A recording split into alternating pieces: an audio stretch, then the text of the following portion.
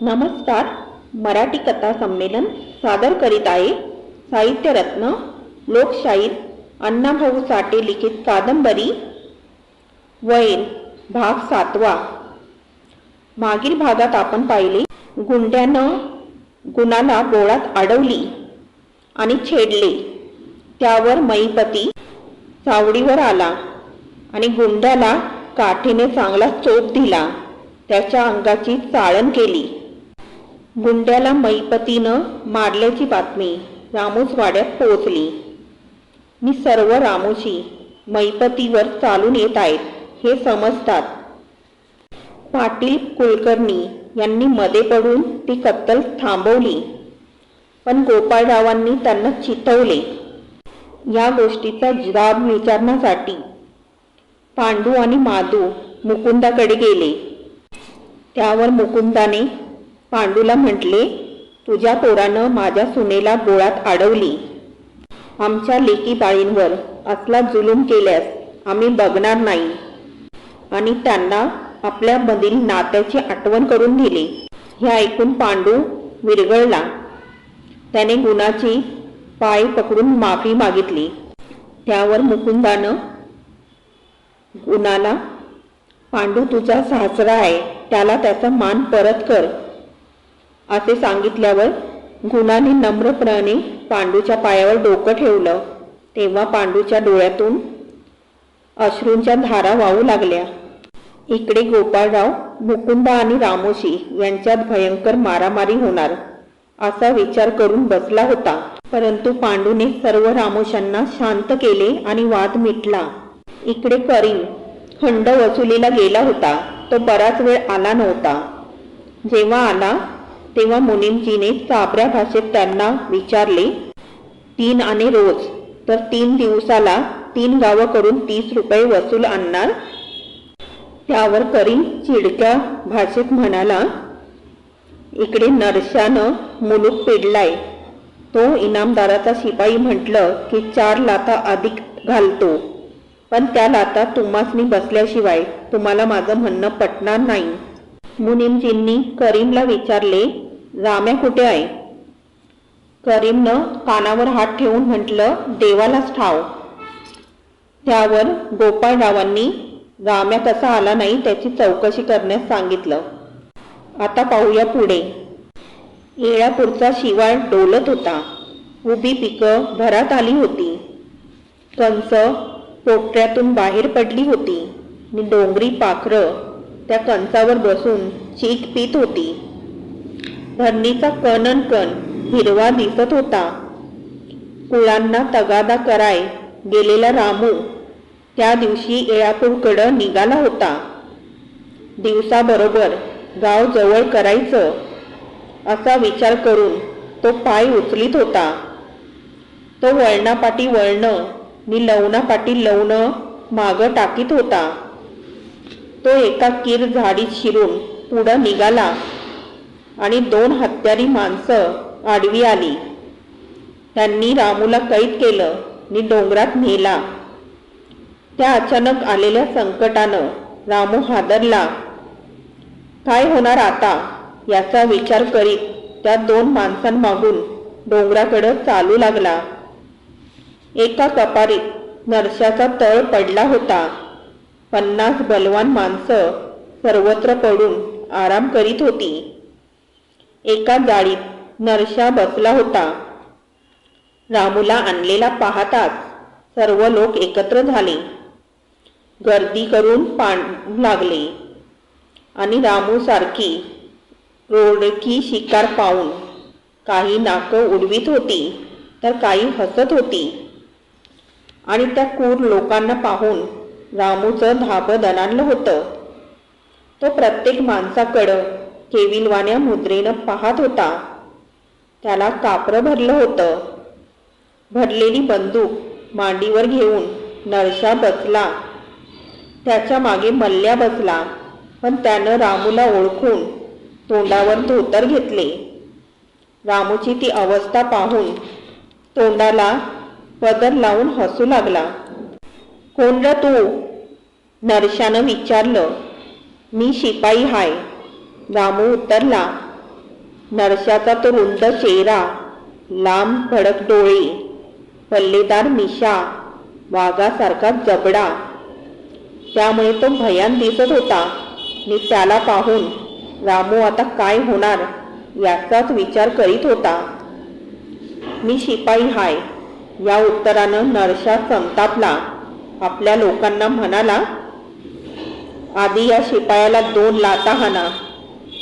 तशा रामूवर 4 लाथा बसून तो खाली पडला, पण पुन्हा उठून म्हणाला, मी सरकारी शिपाई नव, मी गोपाळराव देशमुखाचा शिपाई हाय. असं काय? मग ह्याला आणखी 4 लाथा घाला. पुन्हा रामूवर 8 लाथा बसल्या आणि तो जाम झाला. खाली पडूनच म्हणाला, मी गरीब हाय, मला मारू नका. गरीब? नरशा गुरकला. ह्या खोऱ्यात खंड वसूल करीत फिरणारा तू, गोपाळरावाचा सैतान, गरीब र कसा? सर्व बंडकरी नरशाभोवती जमून गंमत पाहत होते. आता राम्याचं काय होणार याचा कुणालाच पत्ता नव्हता. रामू सर्वांना न्याहाळीत होता. तुझं नाव काय? नरशानं विचारलं. माझं नाव रामजा. ठीक आहे, मी आता तुला शिक्षा देऊन सोडणार, नरशा म्हणाला. 500 दंड नि 500 बैठक काढून चालता हो. उठबस करताना दमू नग, नाहीतर परत 500. हे ऐकून रामूची जीभ वळली. तो कावरा बावरा झाला, पण इलाज नव्हता. तो त्या सर्व लोकांपुढं उठबस करून आपली शिक्षा भोगू लागला.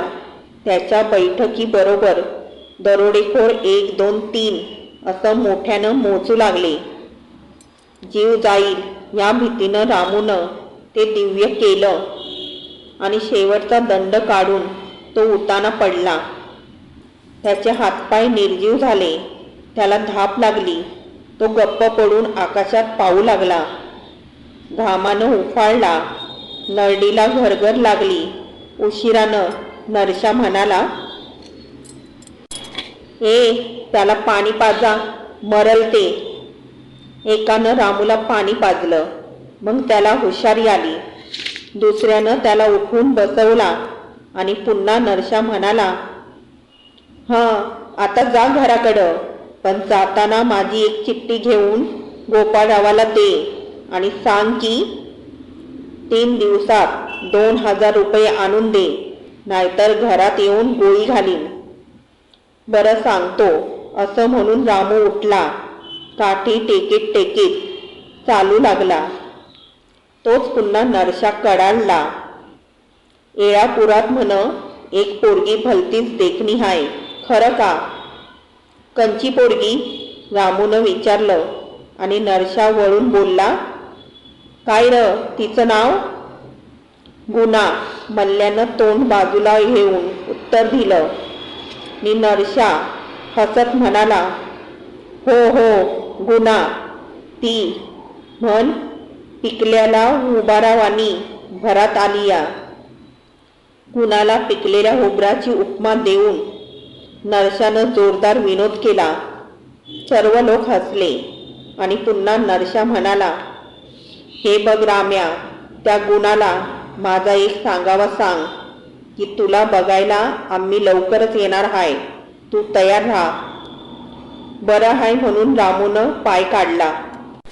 कुचमत तो मध्यरात्री गावात येऊन जो अंथरुणावर पडला 3 दिवसांनीच उठला.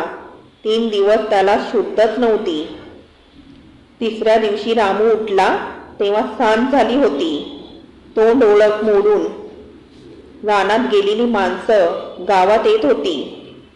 आई बापांना पाहून पोरं चिकाळली होती. वासरं हमरत होती. बंद कवाड्यांच्या कड्या खाली पडत होत्या. दिवे आपला प्रकाश उजळीत होते. रामूला शुद्ध येताच नरशाची आठवण आली. नि लगेच त्याच्या डोळ्यापुढं गुणाची मूर्ती उभी राहिली. मी तो मुकुंदाच्या घराकडे गेला. सोप्यात सामसूम पाहून त्यानं हाक मारली, कोण हाय का घरात? कोण हाय ते? गुना चौकटीत आली आणि रामूला पाहून हसली, म्हणाली, या की. कुठं गेली सारी माणसं? रामूनं विचारलं. रानातनं अजून आली नाही ती, गुना म्हणाली. कुठं गेला होता इतकं दिस? आज अगदी हुबराच्या फुलावानी दिसताय की.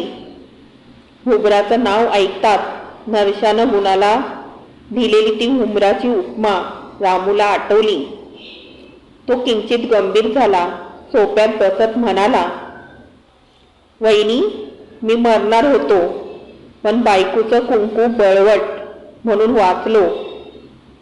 मला समजलं नाही. गुणानं तोंडाला पदर लावून हसू दडवलं नि रामू म्हणाला, गेल्या शुक्रवारी मला त्या नरशानं गाठलं, मस्तरवर मारलं नि 500 बैठका नि तेवढे दंड काढण्याची शिक्षा दिली. उठबस करून जीव बेजार झाला. त्या दिवशी येऊन जे म्या अंथरून धरलं ते आजच उठलोय, वाचलो म्हणायचा. पर त्या नरशाचा तुम्ही काय गुन्हा केला होता? गुना संतापून म्हणाली, तुम्हासनी मारायचं कारण काय? नरशानं ह्या खोऱ्याची मोगलाई केली या. गुना कडाडून बोलली, पण ती मनातून भ्याली. रामू म्हणाला, वहिनी, मल्ल्या जिवंत हाय. कुठं हाय? नरशाच्या टोळीत. रामू दबक्या आवाजात म्हणाला, मला मारलं तेव्हा तो हसत होता. मल्ल्या जिवंत असून तो नरशाच्या टोळीत आहे हे ऐकून तर गुणाचं काळीज धडधडू लागलं. म्हणाली, मल्ल्या काय बोलला का? तो काय बोलला नाही. पण रामू म्हणाला, नरशानं तुमचं नाव काढलं होतं. त्यानं तुम्हासनी सांगावा दिलाय की आम्ही लवकर तुझ्या भेटीला येऊ, तू तयार राहा. हा भयंकर सांगावा ऐकून गुणाची बोबडीच वळली. ती कावरी बावरी झाली. तिने अंधारात दूर पाहिले. एकाएकी ती मुकी झाली. लवकरच तुझ्या भेटीला येऊ, तू तयार राहा. या सांगावाचा विचार करू लागली आणि रामू म्हणाला, वाईज इमानदाराच्या वाड्यात जाऊन येतो, मग आम्हाला भेटतो. असं सांगून रामू गोपाळरावकडे गेला. जेवण वेळ झाली होती. गाव शांत भासत होता. घरोघर माणसं जेवत होती. गावात हू का चू होत नव्हतं. अजून कवाडं उघडीच होती. घरातील दिव्यांचा प्रकाश अंगणात आडवा पडून धडपडत होता. त्या गडद अंधारात मिणमिणणारे दिवे दुबळे वाटत होते. जुन्या वाड्यात मुनीम, गोपाळराव आणि करीम बसले होते.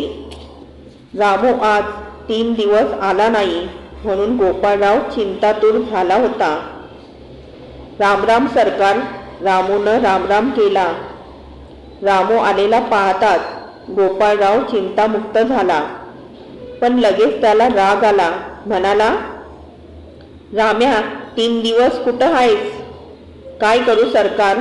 रामू म्हणाला, मला त्या दिवशी नरशानं गाठलं आणि लई मार दिला.